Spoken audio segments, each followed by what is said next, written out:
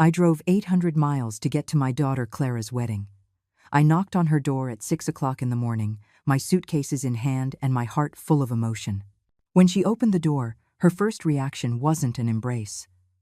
She looked at me as if I were a stranger and said, "I'm sorry, Mom. I didn't know you were coming." In that moment, something inside of me broke.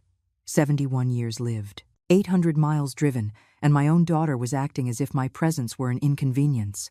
But that was nothing compared to what came next. My son-in-law, Julian, appeared behind her with that phony smile that had always given me a bad feeling, and he let slip the words that would change everything forever. "She thinks $63,000 guarantees your presence here." My blood ran cold, not because of the amount I had given for her wedding, but because of the coldness with which he said it, as if I were an investor, not a mother. "My name is Eleanor. I am 71 years old, and for decades I believed that being a good mother meant giving everything without expecting anything in return. Clara is my only child. I raised her alone after her father abandoned us when she was just 8 years old. I worked double shifts. I sacrificed. I sold my car. I mortgaged my house, all so she could have the best. I paid for her college education, her first apartment, her new car. When she met Julian 3 years ago, I thought she had finally found happiness. How wrong I was. Julian turned out to be a manipulator who slowly pushed Clara away from me. At first, it was subtle comments. "Your mom is very nosy. Don't you think it's time for you to be independent? She treats you like you're a little girl." I watched as my daughter changed, as she grew colder toward me. But I thought it was part of growing up, of starting her own family. When they asked me for money for the wedding, I didn't hesitate for a second. $63,000 was practically all of my retirement savings, but it was for my daughter's happiness. "Mom, we want a perfect wedding," Clara told me with tears in her eyes. "You've always been so generous with us. I promise we'll pay you back." A lie. It was all a lie. The day I transferred the money, Julian told me, "Eleanor, since you're paying for the wedding, you'll obviously be in the front row." I thought it was a joke in poor taste. How could I not be at my own daughter's wedding? But when I arrived that morning, after driving all night, I realized that to them, I was just a walking bank account. "I didn't know you were coming," Clara repeated, without even inviting me inside. She was wearing a pink silk robe, getting ready for the most important day of her life, and I was an obstacle. Julian stepped closer and added, "Eleanor, the ceremony is very intimate. Just close family. Close family." As if I weren't her mother. As if I hadn't been the one who comforted her during nightmares, who cared for her when she was sick, who worked until I bled to give her everything she needed. "But I am your mother," I said to Clara, feeling my voice break. "I am your closest family." She looked away, clearly uncomfortable. "Mom, it's just that we already have everything organized. The seating at the church, the reception, it's all calculated." Calculated. Such a cold word to describe her wedding day. Julian took control of the conversation, as he always did. "Look, Eleanor, we really appreciate your contribution, but Clara and I decided we want a small ceremony for just our nearest and dearest. Nearest and dearest. I, who had given everything for that girl, was not part of the nearest and dearest." It was in that moment that something shifted inside me. A coldness I had never felt before spread through my entire body. I looked at Clara, searching her eyes for any trace of the child I had raised, but I only found indifference. I had raised a stranger. I had loved someone who saw me as an ATM. "I understand," I finally said, with a calmness that surprised even me. "I understand perfectly," Julian smiled, thinking he had won. Clara sighed in relief, believing the awkward moment had passed. But they didn't know that I had secrets too. Secrets that were about to change all the rules of the game. I walked to my car with my dignity intact, but my heart in pieces. As I started the engine, I took out my phone and dialed my bank. "Good morning. I need to freeze a transfer I made 2 weeks ago." The voice on the other end of the line was professional and efficient. "Of course, ma'am. What is the reason?" "Family fraud," I replied without hesitation. In 5 minutes, the $63,000 were frozen. Clara's perfect wedding had just turned into her worst nightmare, but this was only the beginning. As I drove back into the city, my phone started ringing. Once, twice, 3 times. I let it ring, I knew exactly who it was and why they were calling. The bank notification had arrived in Clara's account. Transfer frozen by sender. I could imagine Julian's face when he found out. I could imagine the panic in my daughter's eyes when she realized her perfect wedding was falling apart. But I wasn't going to answer. Not yet. After so many years of being the mother who was always available, who always solved the problems, who always said yes, it was time for them to learn what desperation felt like. It was time for them to know what it meant to need someone and have that person not be there. I checked into the most elegant hotel in the city, not the cheap motel where I always stayed when I came to visit them. This time, I wanted luxury. I wanted to feel valued, even if it was by strangers who treated me with respect in exchange for money. The receptionist gave me a genuine smile when I checked in.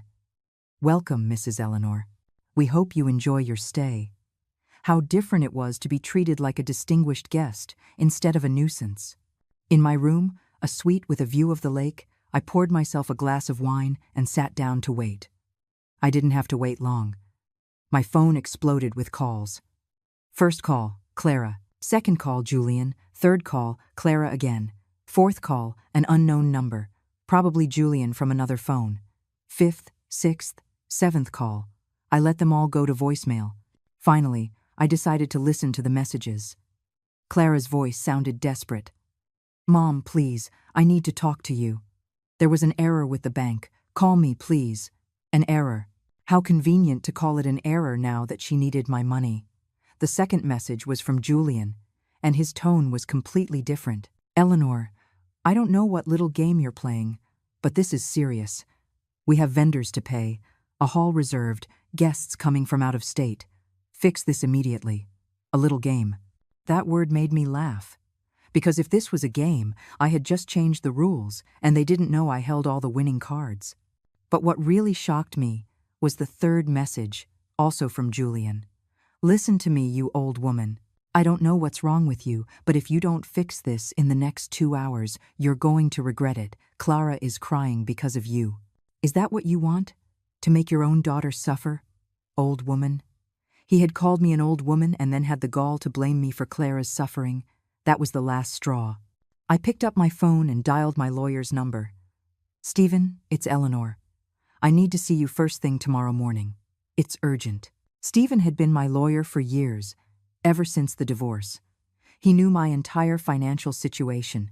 He knew about my properties, my investments, everything that Clara and Julian were unaware of. "What's wrong, Eleanor? You sound upset." I told him everything, every detail, every humiliation, every cruel word. When I finished, there was a long silence on the other end of the line. "Eleanor," he finally said, "are you sure you want to do this? Once we start, there's no going back." "Stephen, for 71 years I have been too good, too understanding, too generous. They have used me, manipulated me, treated me as if I were worthless. No more. I want them to know exactly who they messed with." That night, as I dined alone in the hotel's elegant restaurant, my phone continued to ring. I counted the calls, 41 in total. 41 desperate calls from 2 people who had never called me just to ask how I was. 41 calls from 2 people who only remembered me when they needed something. But the calls weren't the worst part. It was the text messages. 12 messages that went from pleading to threats in a matter of hours. Clara started with, "Mom, please call me. We can talk about this later." Then, "I don't understand why you're doing this. I thought you wanted me to be happy." And finally, "If you ruin my wedding, I will never forgive you." But it was Julian's text that truly showed me his true colors. "Eleanor, this is ridiculous. Behaving like a child won't get you anywhere." Then, we get the message. "You wanted attention? You've got it. Now give the money back." And the last one, the one that made me laugh out loud. "You're a bitter old woman who can't stand to see her daughter happy. You've always been a manipulator." A manipulator. Me. The woman who had given everything without asking for anything in return. The woman who had worked herself sick to pay for my daughter's whims. The woman who had kept silent when Julian filled her head with foolish ideas about my supposed interference in their relationship. I couldn't sleep that night, not from guilt or regret, but from adrenaline. For the first time in years, I felt powerful. I felt in control. I felt like the main character in my own life instead of a supporting character in the lives of others. At 3 in the morning, I decided to do something I had never done before: check Clara's social media. What I found both broke my heart and strengthened my resolve. Photo after photo of her showing off her engagement ring, her ivory wedding dress, her honeymoon plans. I wasn't in any of those posts. She never mentioned me in any of her stories. It was as if I didn't exist. But what hurt the most was a post she had made the week before. So grateful to my future husband for teaching me how to be independent. I finally understand that true love isn't dependence, it's freedom. Thank you, Julian, for helping me cut the chains that were holding me back. Chains. I was the chains. My motherly love, my sacrifice, my dedication, all of that was chains to her. Julian had brainwashed her so thoroughly that she no longer saw my love, but as manipulation. She no longer saw my generosity as generosity, but as control. It was in that moment that I made my final decision. It wasn't just about the wedding money. It wasn't just about the humiliation of that morning. It was about years of being invisible, of being taken for granted, of being treated like a resource instead of a person. I took out my laptop and began writing emails to my contacts, researching my rights, making plans for the next few days. If Clara and Julian wanted a war, they were going to get one. But this time, I had the heavy artillery. Because what they didn't know was that I wasn't just a retired mother with some savings. I was a woman with properties, investments, contacts, and most importantly, with the truth on my side. For years, I had kept silent about many things. I had protected Clara from knowing certain details about her father, about our real financial situation, about the sacrifices I had made. But the silence was over. It was time for my daughter to know the whole truth. It was time for Julian to find out who he had really messed with. The sunrise found me awake, dressed, and ready for battle.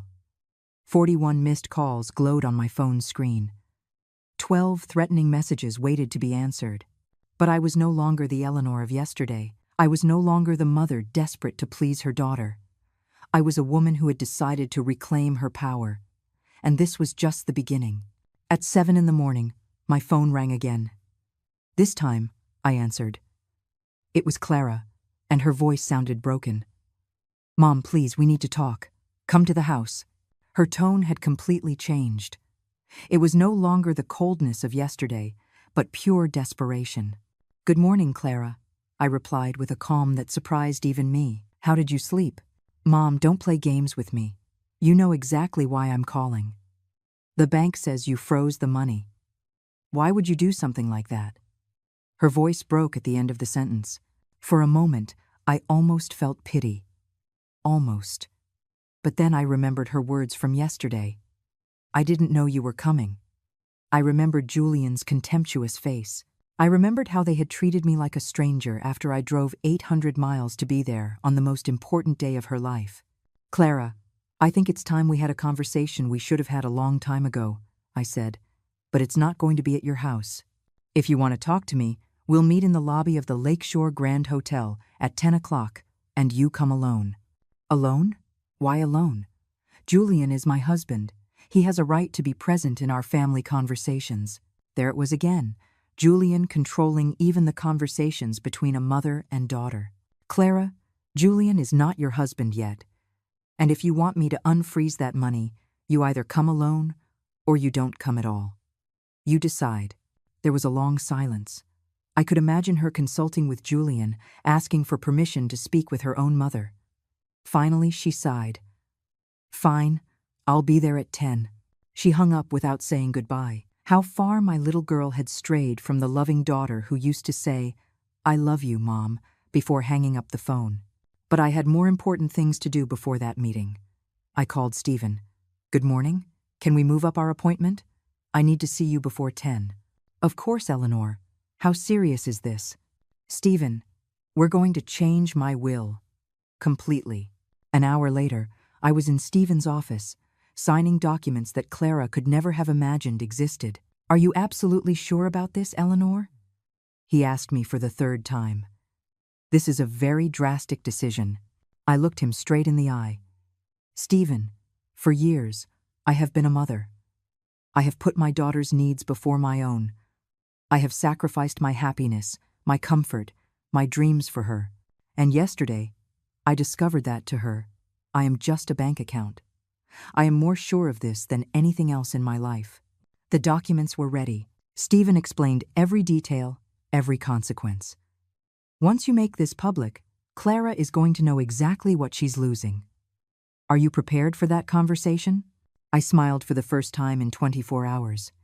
Stephen, I've been preparing for that conversation my whole life. I just didn't know it. I arrived at the hotel 5 minutes before 10.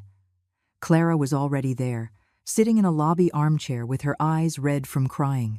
She was wearing a light green dress I had given her last year for her birthday. She looked small, fragile, like the little girl I used to comfort when she had nightmares. For a second, my mother's heart softened, but then I remembered Julian's words. She thinks $63,000 guarantees your presence. Mom, she said, standing up as she saw me, and tried to hug me. I took a step back. Sit down, Clara. We have a lot to talk about. Her eyes filled with tears when she saw me reject her embrace. Mom, why are you acting like this? I don't recognize you. You don't recognize me? That's interesting, because I didn't recognize my daughter yesterday when she shut the door in my face. After I drove 800 miles to be at her wedding, I sat across from her, maintaining the distance. Tell me, Clara, at what point did you decide that your mother didn't deserve to be at the most important day of your life? Mom, it wasn't like that. It's just complicated. Complicated? What a convenient word to avoid taking responsibility. Julian thought it would be better to have an intimate ceremony for only the closest family. And I'm not close family. The woman who gave birth to you, who raised you alone, who worked double shifts to give you everything you needed, she's not close family? The tears started to stream down her cheeks. Of course you're close family. You're my mother. But Julian says you've always been very intense with me, that I need space to create my own family. Intense. That's the new word they found to describe my motherly love. I leaned forward. Clara, let me ask you a very simple question. Who paid for your college? You did, Mom, but who bought you your first car? You did. But who lent you the money for the apartment where you live now? You did, but I don't see what that has to do with anything. And who gave you $63,000 for your perfect wedding? Her face turned pale. You did, Mom. You've always been generous with me. That's why I don't understand why now. Why now what, Clara? Why now am I refusing to be treated like an ATM? Why now am I refusing to be invisible in my own daughter's life? You're not invisible. You're very important to me. Her voice sounded desperate. Important.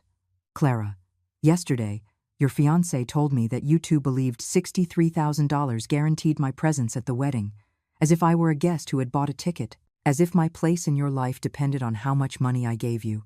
Julian didn't mean it like that. He was just nervous about the wedding. You know how people get when they're stressed. There she was again, defending Julian, justifying the unjustifiable. Clara, do you know what the saddest part of all this is?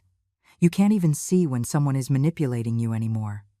Julian has brainwashed you so well that you now believe your mother's love is toxic. He hasn't brainwashed me. Julian helps me be independent. He helps me grow as a person. Independent. How ironic. Independent, Clara. You're not independent. You've gone from depending on me to depending on him. The difference is, I never made you feel guilty for needing me. That's not true. Julian truly loves me. He wants what's best for me. What's best for you, and what's best for you includes humiliating your mother on your wedding day? It includes treating me like a stranger after everything I've done for you? Clara stood up, clearly agitated. Mom, stop. I came here to ask you to unfreeze the money. The wedding is tomorrow. We have everything paid for with that money. If you don't release it, we're going to be humiliated in front of all our guests. Oh, so now you need me. Now I'm important. What a coincidence that your filial love shows up just when you need something from me. I stood up too, looking her directly in the eye. Tell me one thing, Clara. In the last 6 months, how many times did you call me just to see how I was doing? How many times did you come to visit me without asking for something? Her silence was more eloquent than any answer. Exactly. 0 times. The only time you talk to me is when you need something. Money, favors, for me to watch your dog when you go on trips. But you never call just because you miss your mother. That's not true. I love you, Mom. You love me? Really? Then tell me, when was the last time you said I love you without it being attached to a request for money? Again, the silence. Another nail in the coffin. Clara, I'm going to tell you something I've never told you. Something I've kept secret all these years because I wanted to protect you. Her eyes widened with curiosity and fear. When your father left us, I had two options. I could have gone with him, as he asked, and left you with my sister. Or I could stay with you and raise you by myself. Dad asked you to go with him? Her voice was barely a whisper. Yes, Clara. Your father asked me to leave everything and go with him to start a new life without you. He said you were too young, that you wouldn't remember us, that my sister would raise you well. Tears streamed freely down her face now. I chose to stay with you. I chose to be a single mother. I chose to sacrifice my chance at a new life because you were more important than anything in the world. My own voice broke, and now, 43 years later, my own daughter treats me like I'm an inconvenience. Mom, I didn't know. No, Clara, you didn't know because you never asked. You were never interested in how much it cost to raise you alone. You were never interested in how many nights I stayed up wondering if I was doing the right thing. You were never interested in the fact that I turned down 3 marriage proposals because no man was ever going to be more important than my daughter. The hotel lobby had become our stage of pain. Other guests glanced at us discreetly, but I no longer cared. This conversation had to happen. Do you know what the most painful part of all this is, Clara? You've become the very thing I tried to prevent. You've become someone who abandons their family when they no longer need them. Clara collapsed into the armchair, sobbing uncontrollably. Mom, I didn't want to hurt you. It was never my intention. It's just that Julian says, Enough, I shouted, and the entire lobby turned to look at us. Enough of, Julian says. Julian thinks. Julian's opinion. Where is Clara in all of this? Where is my daughter who had a mind of her own? I don't know what to say. Her voice was that of a lost child. Julian helps me see things differently. He says you've been very controlling, that you never let me grow up. Controlling. There was that word again. Clara, tell me something. When have I controlled you? When have I forbidden you from doing something you truly wanted to do? Well, you always had an opinion about my boyfriends. An opinion, not a prohibition. Remember David? That boy who hit you in college. Do you remember what I told you? Her eyes filled with recognition. You told me that no man had the right to lay a hand on me. Exactly. And was that control? Or was that a mother's protection? It was protection, she admitted in a low voice. And what about Evan, the one who cheated on you with your best friend? Do you remember what I told you? You told me I deserved someone who respected me. And was that control? Or was that love? Silence. So, explain to me how Julian has convinced you that my love is control and his manipulation is freedom. Clara fell silent, processing my words. I could see the confusion in her eyes, the internal struggle between what she felt and what she had been taught to think. Mom, Julian doesn't manipulate me. He loves me. He loves you, Clara? A man who loves you doesn't push you away from your mother. A man who loves you doesn't make you choose between him and your family. A man who loves you doesn't convince you to treat the person who has loved you most in your life poorly. But he says I need to be independent. Clara, look around you. Look at this luxurious hotel where I'm staying. Do you think a dependent woman can afford this? Do you think a woman with no resources can freeze $63,000 as if it were pocket change? Her eyes widened in surprise. I hadn't thought of that. No, because Julian has made you believe I'm a needy old woman who depends on you too. But the reality is very different, my love. I took out my phone and showed her the screen. This is my main bank account. Read the figure. Her eyes widened like saucers. Mom, is this real? Very real. And this is just one of my accounts. Do you want to see the others? I don't understand where all this money came from. Work, smart investments, properties I bought when you were little. Remember those weekends I would take you to visit friends? I was actually looking at properties, making investments, building a future for both of us. Clara put her hands to her mouth. All this time you've had so much money, and you never told me. For what? So you would love me for my money? So Julian would set his sights on my bank account instead of your heart? I wanted you to love me for who I am, not for what I have. But Mom, if you have so much money, why did you work so hard? Why did you always say money was tight? Because I wanted to teach you the value of hard work. I wanted you to know that good things are earned. I wanted to raise you with values, not with whims. The tears returned to her eyes. Mom, I feel awful. I didn't know any of this. No, Clara, you didn't know because you never asked. In all these years, you were never interested in how I was really doing, what plans I had, what I dreamed for my future. You were only interested in what I could give you. That's not true. Her voice was less convincing each time. No? Then tell me. Do you know what my favorite color is? Silence. Do you know what my favorite food is? More silence. Do you know what I like to do in my free time? The silence was deafening. You know nothing about me, Clara. To you, I'm just Mom, the one who solves problems and gives money. But I am Eleanor. I am a 71-year-old woman with tastes, preferences, dreams, and plans. I am a whole person, not just your mother. Mom, Let me finish. Yesterday, when Julian said you two thought $63,000 guaranteed my presence, he confirmed what I already knew. To you two, my value is measured in money. As long as I can give, I'm useful. When I can't, I'll be disposable. Don't say that. You know I love you. You love me? Then answer this.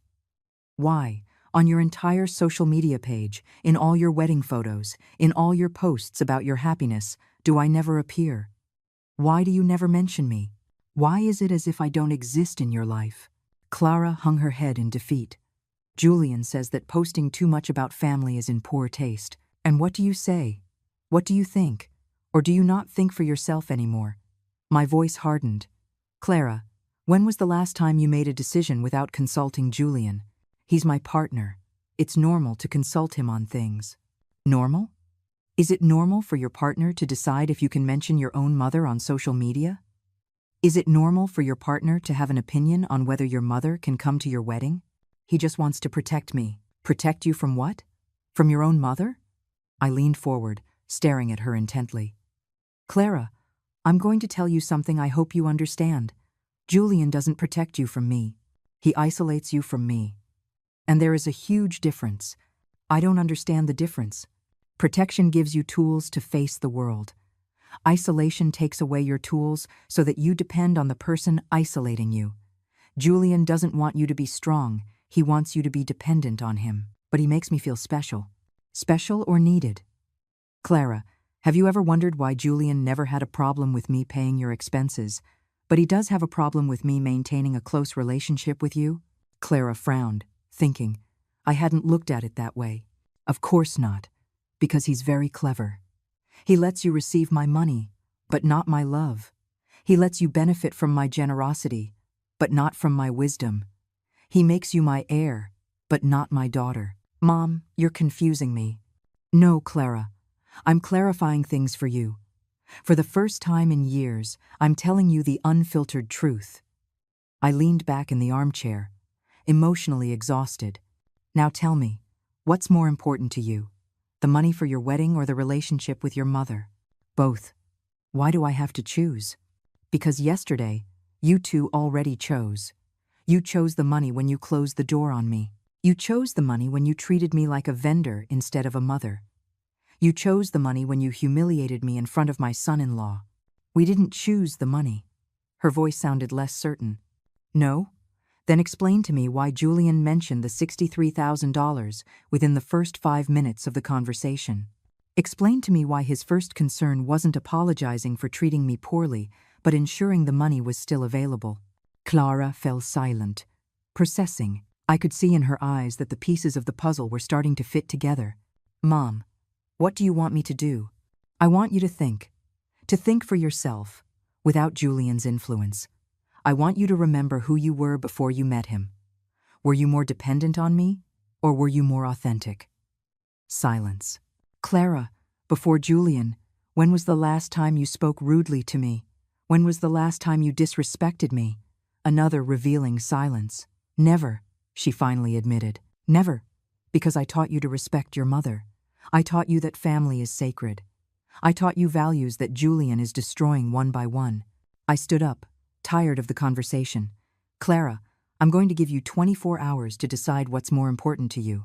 If by this time tomorrow you haven't made a decision, I will make one for you, and I assure you, you won't like my decision.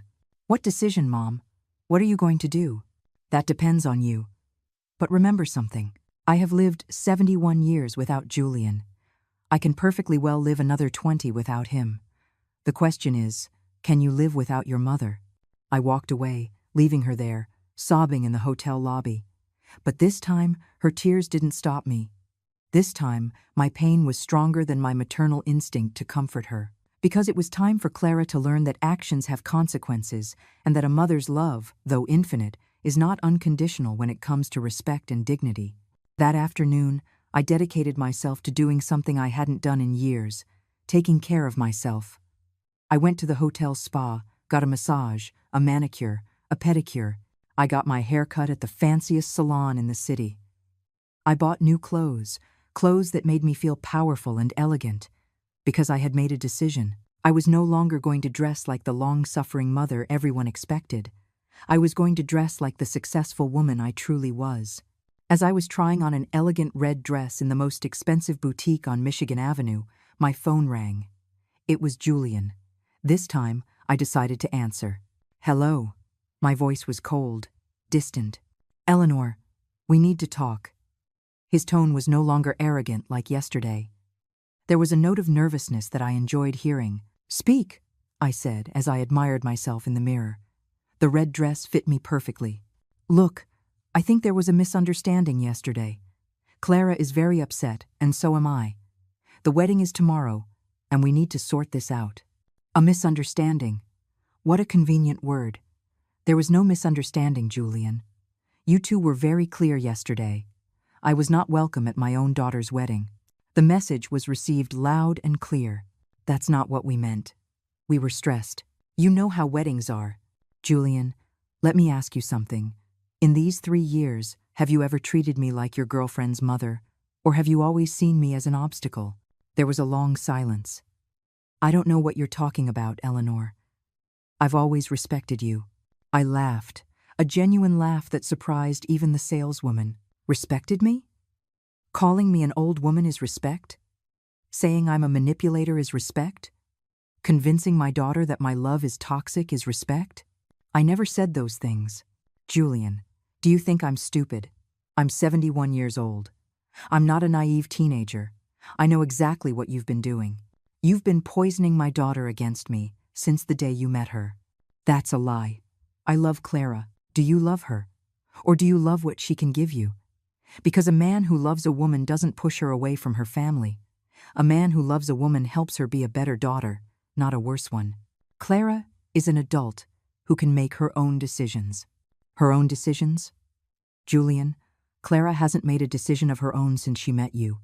Everything she thinks, everything she feels, everything she decides, first goes through your filter. I signaled to the saleswoman to wrap up the red dress. I was taking it. Eleanor, we didn't call to argue about our relationship. We called to ask you to release the wedding funds. Ah, there's the truth. You didn't call to apologize for treating me poorly. You didn't call because you realized you made a mistake. You called for the money. The wedding is tomorrow. We have commitments, vendors to pay. We can't cancel everything at the last minute. And that's my problem? You two decided I wasn't important enough to be at the wedding. Now I'm deciding your wedding isn't important enough for my money. You're being very cruel, Eleanor. Do you really want to ruin your own daughter's wedding? Cruel. That word stopped me in my tracks. Julian, do you know what's cruel? Cruel is raising a daughter alone for 43 years and having her shut the door in your face on her wedding day. Cruel is working yourself sick to give your daughter everything and having her treat you like a stranger. Cruel is loving unconditionally and receiving contempt in return. But the money is already committed. People are coming from out of town. It will be a public humiliation. Exactly. It will be a public humiliation. Like the humiliation you put me through yesterday when you treated me as if I were an intruder in my own daughter's life. Eleanor, be reasonable. We can fix this. You can come to the wedding. We'll save a special seat for you. A special seat. After paying $63,000, they were offering me a special seat as if it were charity. A special seat. Like what? In the back row? In the kitchen? Or maybe standing outside watching the cars? My voice grew harder with each word. Don't offer me crumbs after you've taken the whole banquet. Fine, fine. Front row, next to Clara's parents. Julian, I am Clara's mother. I don't need to be next to the parents. I am the closest family she has, or at least I was, until you brainwashed her. Eleanor, tell me what you want. What do you need to release the money? There it was, the million-dollar question. Literally. What I want, Julian, is for my daughter to remember who her mother is. What I want is for her to understand that respect can't be bought with money. What I want is for her to learn that actions have consequences. And how do we do that? Very simple. I want Clara to come to my hotel tonight, alone, without you. And I want her to apologize to me, not for the money, but for disrespecting me. And I want her to promise me that she will never again let anyone push her away from her mother. That's emotional blackmail. Emotional blackmail? Julian, do you know what emotional blackmail is? It's convincing a daughter that her mother is toxic so you can control her better. It's making a woman feel guilty for loving her family. It's using love as a weapon of manipulation. I have never done that. No? Then explain to me why Clara, who used to call me every day, now only calls when she needs money. Explain to me why Clara, who used to visit every weekend, now comes once a month if I'm lucky. That's normal when people get married. Priorities change. Priorities change, Julian. But family love doesn't disappear, unless someone is actively working to destroy it. I hung up the phone without giving him a chance to respond. I was tired of his justifications, his manipulations, his arrogance. But most of all, I was tired of being treated like I was the problem when I was clearly the victim. That night, as I dined alone in the hotel restaurant, I reflected on the whole situation. For the first time in years, I felt free. Free from the constant worry of pleasing Clara, free from the anxiety of doing something wrong that might push her away, free from walking on eggshells so as not to upset Julian, because I had understood something fundamental. I hadn't lost my daughter. My daughter had lost herself. And until she found herself again, until she remembered who she was before Julian, there was no relationship to save. My phone vibrated with a text message. It was Clara. Mom, Julian told me about your conversation. I'm coming to see you tonight. We need to talk. For the first time in 24 hours, I genuinely smiled. Maybe, just maybe, my daughter was starting to wake up. But I was no longer the desperate mother willing to accept any crumb of attention. I was a woman who knew her worth, and who was not going to accept anything less than the respect she deserved. The war was just beginning, and this time I had all the weapons. Clara arrived at my suite at 8 o'clock in the evening. When I opened the door, her appearance surprised me. Her eyes were swollen from crying, her hair was disheveled, and she was wearing the same wrinkled clothes from the morning. She looked destroyed, but for the first time in years, she had come alone. Come in, I said, remaining composed. She entered slowly, looking at the elegant suite in awe. Mom, this place is incredible. Yes, it island. When you value yourself, you treat yourself as you deserve, I replied, pouring 2 glasses of wine. Do you want one? Yes, please. I need something to calm my nerves. She took the glass with trembling hands. Mom, I've been thinking all day about our conversation this morning, and I think you were right about a lot of things. About a lot of things?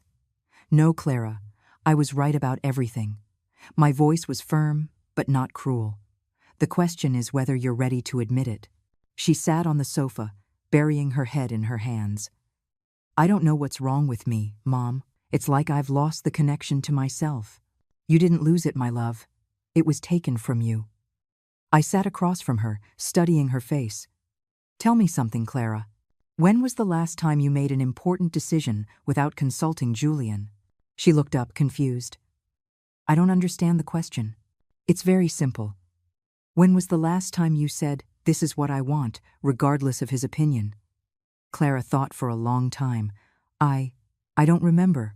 Exactly. Because for 3 years, you haven't been you.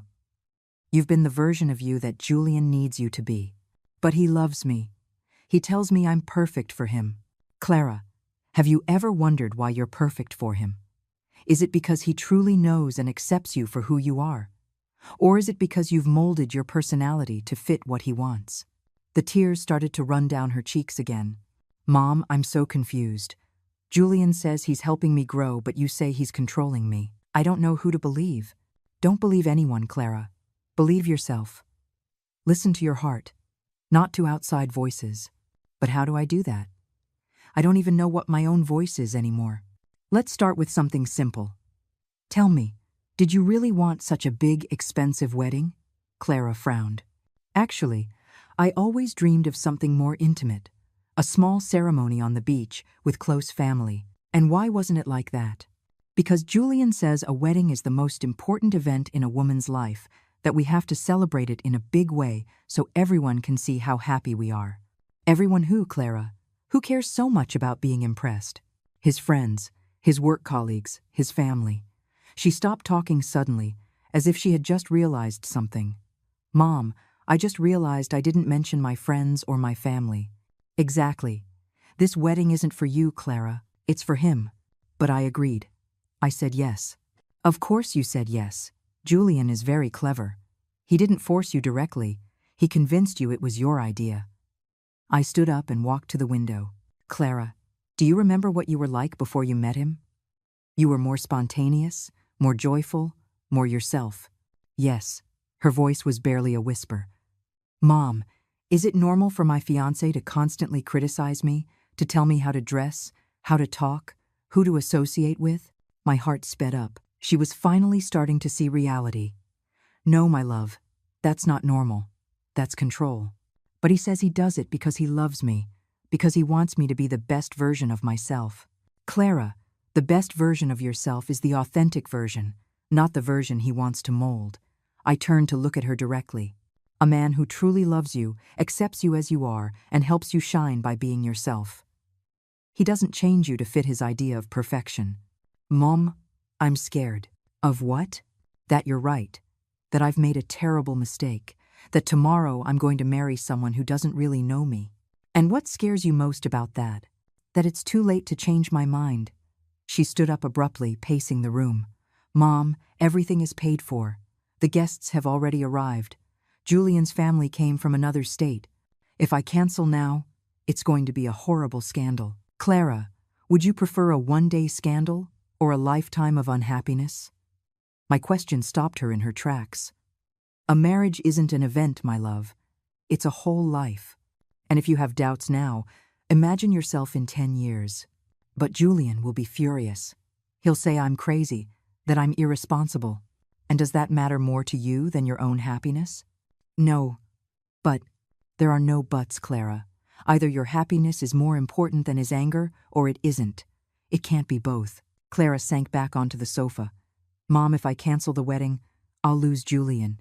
And if you don't cancel it, what will you lose? Myself. And you. The admission came out like a painful whisper. Clara, I'm going to tell you something I hope you remember for the rest of your life. It is better to be alone and be yourself than to be with someone and be a fake version of yourself. I sat down beside her and took her hands. I was alone for many years after your father left, and they were happy years because I was authentic. Didn't you miss having a partner? Of course I did. But I preferred authentic loneliness to fake companionship. And look, I eventually found real love, but at that time, it wasn't my priority. Real love? When? 5 years ago, I met a wonderful man, Arthur. But I didn't tell you about him because by then, Julian had already convinced you that I was problematic. Her eyes widened like saucers. You have a boyfriend, and you never told me? Clara, I tried to tell you several times, but every time I mentioned I had met someone, you would change the subject or tell me to be careful with men who take advantage of older women. That sounds like something Julian would say. Exactly. Because they weren't your words anymore. They were his words coming out of your mouth. I stood up, went to my purse, and took out a photo. Look, it was a photo of Arthur and me on our last trip together. We looked happy, relaxed, in love.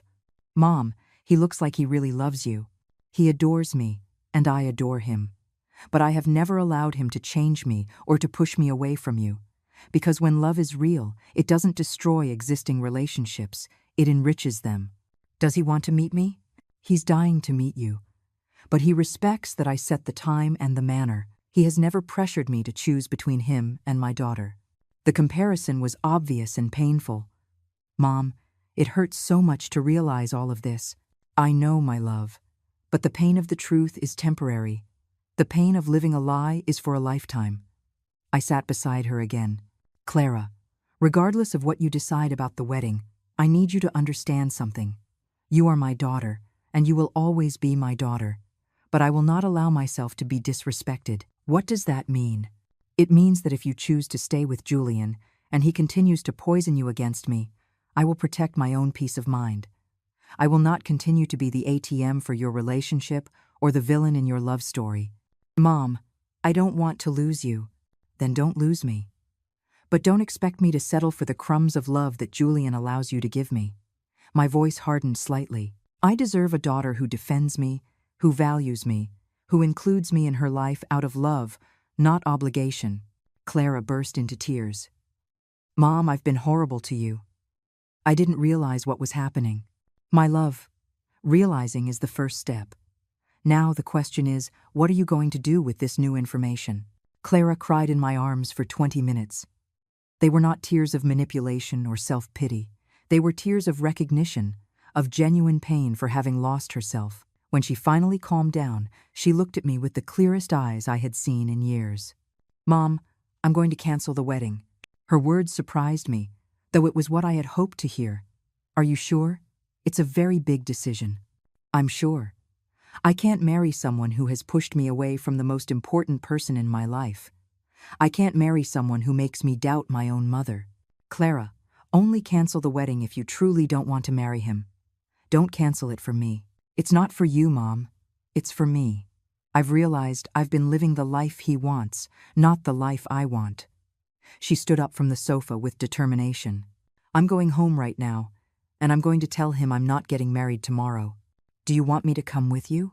I have to do this alone, but I need to know that when I walk out of there, I'll have a place to go. You will always have a place with me, my love. Always. I hugged her tightly. But Clara, be prepared. Julian is not going to take this well. He's going to try to manipulate you into changing your mind. I know. But I'm not going to fall for his games anymore. She took my face in her hands. Mom, forgive me for being so blind. Forgive me for doubting your love. Forgive me for letting someone convince me that you were the problem. You're already forgiven, my love. The only thing that matters is that you've come to your senses. I walked her to the door. Call me as soon as you're done talking to him. No matter the hour. After Clara left, I sat on the balcony of my suite with a glass of wine, waiting. I knew the conversation with Julian wouldn't be easy. I knew he would use all his manipulative weapons to make her change her mind. But I also knew that my daughter had awakened. And an awakened woman is very difficult to put back to sleep. My phone rang at 11 o'clock at night. It was Clara, and she sounded agitated. Mom, I'm in my car outside the house. Julian is furious. He screamed horrible things at me. What kind of things? He said I'm crazy, that you brainwashed me, that I'm an irresponsible person who doesn't understand the consequences of her actions. And what did you say to him? I told him that for the first time in 3 years, I'm thinking clearly, that I realized he had pushed me away from you and from myself. He went crazy. Mom, I've never seen him like that. Did he hurt you? Not physically, but... Her voice broke. Mom, he said that if I leave him now, he'll ruin my life, that he'll tell everyone I'm an unstable lunatic, that he'll make me lose my job. Your job? What does your job have to do with this? He knows my boss. He said he'll tell him I'm an unreliable person, that I can't be depended on for anything important. Clara. That's called blackmail, and it confirms everything I told you about him. I know. But I'm scared. What if he follows through on his threats? My love, a man who threatens you to stay with him doesn't love you. He possesses you. And possession is not love. Mom, can I come to the hotel? I don't want to go back into the house. Of course. Come immediately. 20 minutes later, Clara arrived at my suite with a small suitcase. She looked pale but determined. I just packed the essentials. I'll come back for the rest of my things tomorrow when he's not there. How did he take the news of the cancellation? At first, he tried to convince me it was just pre-wedding jitters. Then he got angry and started screaming at me. Finally, when he saw I wasn't going to change my mind, he became cold and calculating. That's when he made the threats. Clara, that shift in strategy is typical of manipulators. First, they try to persuade you, then they intimidate you, and finally, they threaten you. I sat on the bed next to her. How are you feeling? Scared, but relieved. It's like I've woken up from a nightmare. And what are you going to do tomorrow? The guests will be arriving, expecting a wedding. I've already thought about that. I'm going to go to the church early and explain personally to the closest family members. For the rest, we'll put a sign at the entrance. A sign? Yes. It will say, "The wedding has been canceled by the bride's decision. We apologize for the inconvenience." Simple and direct.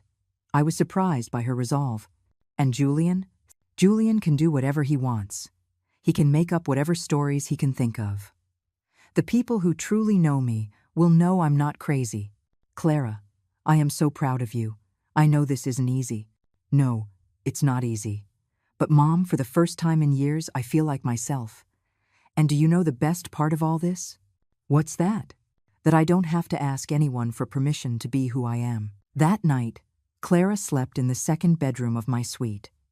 But before we went to bed, we did something we hadn't done in years. We stayed up late talking, not about problems or drama, but about dreams, plans, happy memories. For the first time in a long time, my daughter was my daughter again. Mom, will you tell me more about Arthur? Do you really want to know? Yes. I want to know your life, not just be a part of it. I told her about Arthur, about our travels, about how he had brought back the joy of being loved for who I truly am. When am I going to meet him? When you're ready. No pressure, no hidden agenda. Only when you feel you want to meet the man who makes your mother happy. I want to meet him, Mom. I want you to know that I support your happiness. Her words filled my heart. Clara, there's something else I want to tell you.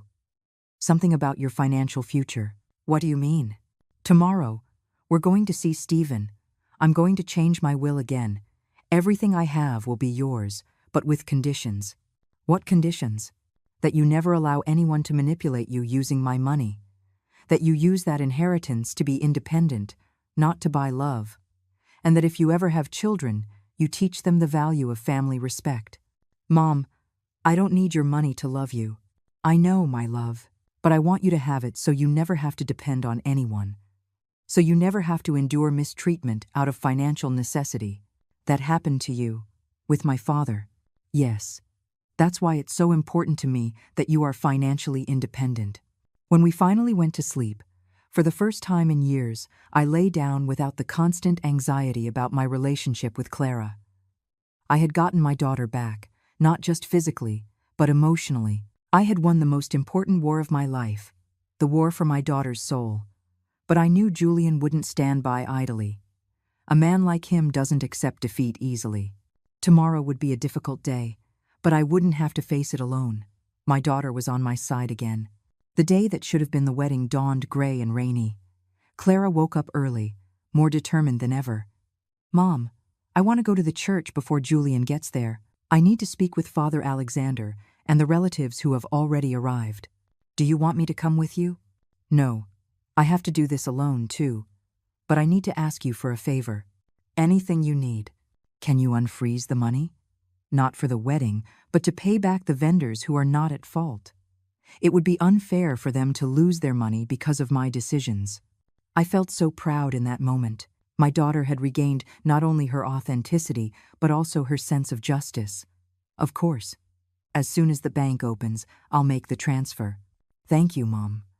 Now I understand it was never about the money. It was about respect. Clara left at 8 in the morning.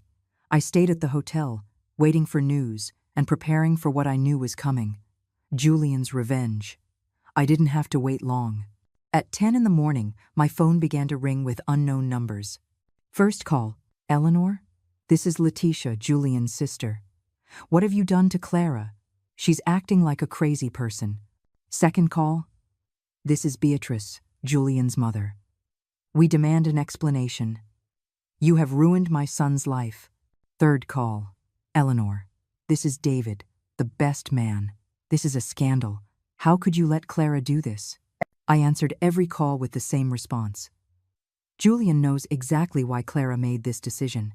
If you want answers, ask him, because I knew Julian had told them his version of events, where I was the manipulative villain who had destroyed their happiness. But the call that truly surprised me was from a number I didn't recognize. Mrs. Eleanor? This is Ivan, a reporter from the local news channel. We have information that the Julian-Clara wedding was canceled at the last minute due to family interference. Could you give us your version of events? There it was. Julian had called the press. He wanted to turn this into a public scandal, to pressure Clara into going back to him. I have no comment for the press, I replied and hung up.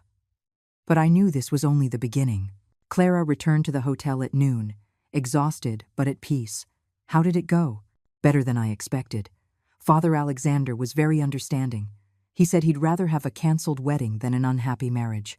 And our relatives, most of them understood. Some were upset, but when I explained that I had serious doubts about the relationship, they said I did the right thing. And Julian? He arrived as I was finishing, explaining the situation.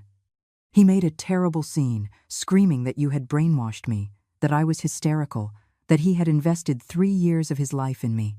How did people react? Mom, that's when I realized that a lot of people already knew what Julian was really like. His own aunt told me afterward. Clara, my nephew has always been controlling. I'm glad you realized it before the marriage. Really? Yes. Apparently, it was no secret to anyone except me. But the conversation was interrupted when Clara's phone began to ring insistently. It was Julian. She hesitated before answering. Put it on speaker, I suggested. I want to hear what he has to say now that his plan has been ruined. Clara, thank God you answered. Listen, we can fix this. I know your mother filled your head with silly ideas, but we can get past it. His voice sounded desperate. Julian, they're not silly ideas. They are things I should have seen a long time ago. Clara, love, you're confused. Your mother is jealous of our relationship. She can't stand that you're happy without her. There he was again, trying to sow doubt. Julian, my mother isn't jealous. She's concerned, and she was right to be. Concerned about what? I love you, Clara. I've given you everything. No, Julian. You've taken everything from me. My personality, my relationship with my mother, my self-confidence. That's not love. That's a lie. I've helped you grow, to mature. Mature? Does maturing mean being isolated from my family? Does it mean doubting my own feelings? Does it mean needing your approval for everything? Clara's voice grew firmer with each word. Julian, you made me believe my mother was the problem when the problem was you. Clara, don't do this to me. Think of everything we've built together. What have we built, Julian? A relationship where you decide everything and I obey. That's not building, that's controlling. But I love you. Doesn't that count for anything? If you truly loved me, you would never have pushed me away from my mother. If you truly loved me, you would have helped me be a better daughter, not a worse one. Clara looked at me as she spoke, and I saw in her eyes a strength she had lost years ago. Julian, this is over. Don't call me anymore. Wait, what if we talk to your mother? What if we make peace? We can start over. It was incredible how he now wanted to include me once he realized he had underestimated me. No, Julian, there's no going back. And let me tell you something. My mother was right about you from the very beginning.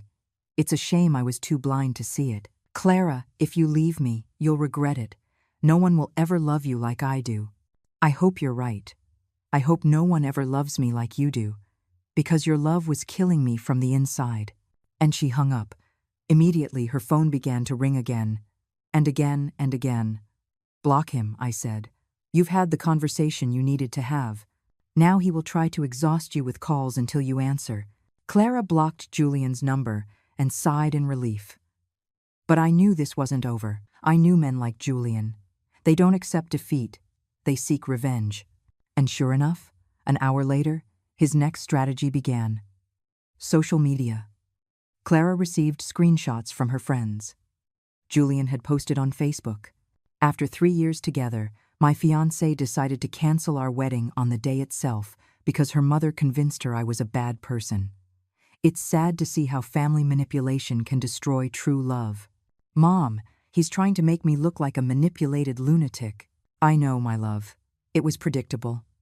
What are you going to do? Respond publicly? Number. Never get into public wars with manipulators. They are experts at playing the victim, but I am going to do something. What are you going to do? I'm going to tell the world who Eleanor really is, and who my daughter is. If Julian wants a media war, he's going to get one, but not with the weapons he expects. I turned to my laptop with determination. Clara, do you trust me? Completely, Mom. It was time for Julian to learn that he had completely underestimated his opponent. I was not just a concerned mother. I was an intelligent woman, with resources, with contacts, and with the truth on my side. The real war was just beginning. That afternoon, I opened my laptop and created something I never thought I would. A social media account. But not just any account. An account where I would tell my full story, with proof, with dates, with everything. If Julian wanted to play dirty, I was going to teach him how it's done when you have 71 years of experience. Mom, are you sure about this? Clara watched me type my first post nervously. My love, my whole life I have stayed silent when I've been attacked. I have been the polite lady who doesn't make a scene. But Julian touched my daughter, and I don't forgive anyone for that. My first post was simple but powerful. My name is Eleanor. I am 71 years old, and yesterday my daughter canceled her wedding. Her ex-fiancé is claiming I manipulated her. This is my real story, with proof. I attached a photo of myself at the hotel, elegant and dignified, and another photo of Clara and me embracing. In 2 hours, the post had 1,000 shares. In 4 hours, 3,000. People were intrigued. Comments of support started pouring in. Mrs. Eleanor, tell us the truth. Mothers always know. Respect to women who defend their daughters. My second post was more direct. Julian says I manipulated my daughter. Let me show you the last conversations we had before she decided to cancel the wedding. I posted screenshots of his threatening messages, his insults, his blackmail attempts. Does this seem like the behavior of a man in love? The effect was immediate. The comments grew more intense. That man is an abuser. Good thing Clara realized in time. Julian is a classic manipulator. The narrative was changing. But my most powerful post was the third one. Julian says I ruined his life. I didn't ruin anything. I just stopped financing his show. I posted a screenshot of the $63,000 transfer I had made for the wedding, and another screenshot of when I froze it. A man who truly loves does not measure that love in money. That's when things went viral. Thousands of women began to share their own stories of financial manipulation. Mothers who had gone through similar situations, daughters who recognized the patterns of control. My story had become a symbol for something bigger. Clara was astonished. Mom, you have 50,000 followers in one day. I know, my love. Because there are many women who have lived this. I just put into words what many have felt. And Julian? Julian is desperate. Look, my daughter's ex-fiancé had started to respond aggressively on social media, but every response made him look worse. That old woman is lying. Clara was happy until her mother interfered. Eleanor is a professional manipulator. Every comment he made generated more support for us. He's sinking himself, Clara observed. Manipulators don't know how to act when they lose control of the narrative. Mom, many women are writing to me, telling me similar stories, some very sad. That's the power of speaking the truth, my love. The truth resonates.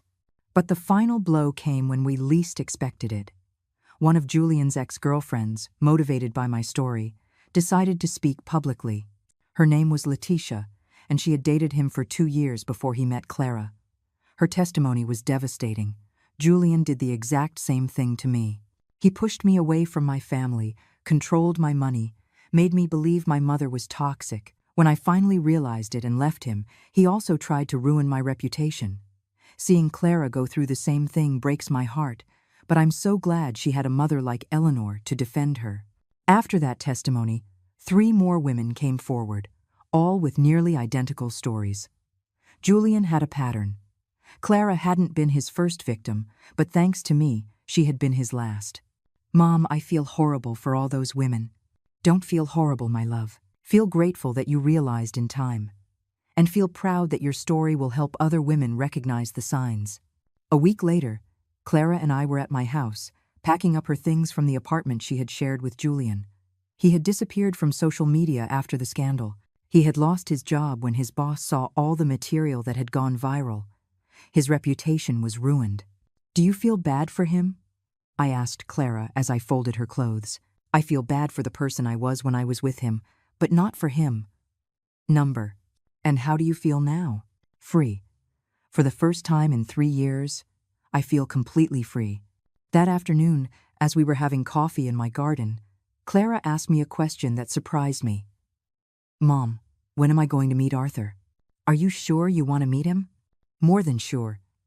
I want to meet the man who makes my mother happy, and I want to apologize to him for all the time we wasted because of me. I called Arthur that very night. My love, there's someone who wants to meet you. Clara? Yes, she's ready. Eleanor, I have waited for this moment for 5 years. You don't know how happy you make me. The introductory dinner was the next day. Arthur arrived with flowers for both of us, and with the most genuine smile I had seen in years. Clara, your mother has told me so much about you that I feel like I already know you. Mr. Arthur, I'm so sorry you had to wait so long for this moment. There's nothing to be sorry for, my dear. The important thing is that we're here now. Throughout the dinner, I watched how Arthur naturally included Clara in our conversations, how he respected my role as a mother, how he never tried to compete for my attention. It was the behavior of a self-assured man who didn't need to isolate the woman he loves. Mom, Clara told me at the end of the night, now I understand the difference between real love and possession. Arthur loves you so much that he wants you to be happy in all areas of your life. Julian loved me so much that he wanted to be my only source of happiness. 6 months later, Clara had found a new job. She had made new friends and had started dating a man who encouraged her to talk to me every day. I had sold some of my properties, and Arthur and I had decided to travel the world together. Mom, there's something I want to tell you. We were having lunch at our favorite restaurant, a tradition we had resumed. Tell me, my love, I want to thank you for being strong enough to fight for me, even when I was against you. Clara, that's the difference between a mother and a manipulator. A mother fights for her child's well-being, even when it's hard. A manipulator fights for control, no matter the cost. Do you know what I admire most about all of this? What's that? That you never once said, I told you so. You never made me feel stupid for falling for Julian's manipulation. You just helped me get back up, because my goal was never to be right, my love. My goal was always to have you back.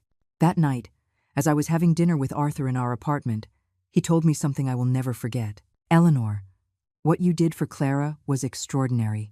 Not many mothers would have the courage to risk their relationship with their daughter to save her from herself. Do you know what I learned from all of this, Arthur? What's that? That true love sometimes requires being brave. It requires saying no when everyone expects you to say yes. It requires standing up for what's right, even if it makes you look like the villain. And do you regret anything? Only one thing. That it took me so long to realize that I shouldn't have to apologize for loving fiercely. For years, I thought my motherly love was too much. Now I know that my motherly love was exactly what Clara needed to save herself. I don't regret driving 800 miles for a wedding I wasn't welcome at. I don't regret freezing $63,000. I don't regret fighting for my daughter when she couldn't fight for herself, because I learned that kindness should never be practiced at the expense of self-respect, and that a mother who knows her value raises a daughter who knows hers.